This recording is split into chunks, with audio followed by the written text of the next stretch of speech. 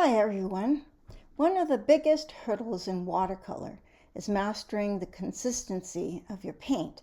Today we're breaking down the tea to butter scale, a simple way to visualize exactly how much water you need for the results you want. First up is tea. This is roughly 90% water and only 10% paint. As you can see, it's very thin and fluid. I use this for those initial light washes. Think soft, sky, or background.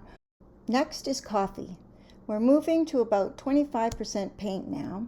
It's still fluid and moves easily across the paper, but the color is stronger. This is your go-to for establishing midtones and adding the first real layer of local color to your subject. Now we have milk. That's a 50-50 ratio. This is your standard watercolor mix. It's fluid but carries heavy pigment load. That makes it noticeably less transparent than the coffee wash. I'd say that this is the workhorse of your painting.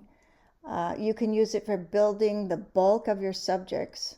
Now we have cream consistency. It's 25% water and 75% paint. It's thick, rich, and juicy. It feels slightly heavy and doesn't migrate freely across the paper.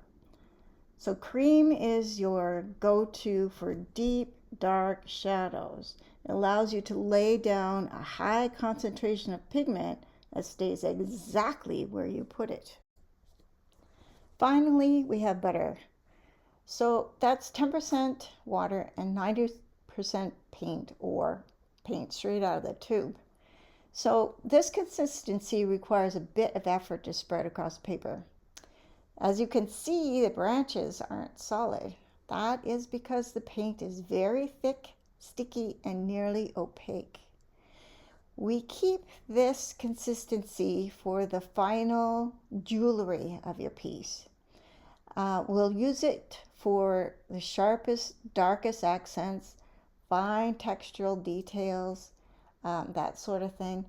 And also it's perfect for dry brush technique, where you want the paint to skip across the peaks of the paper, catching that beautiful texture, just as I did here.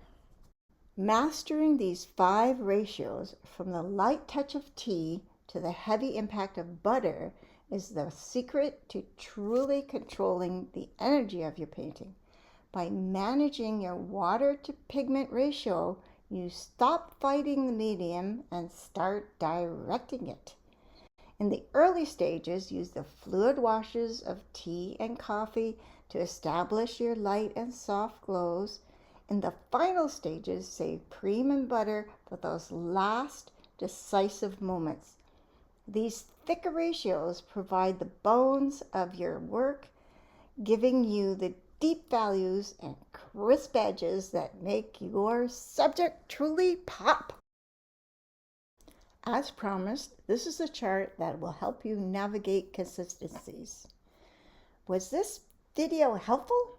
Please leave your thoughts in the comments. Remember to like and subscribe.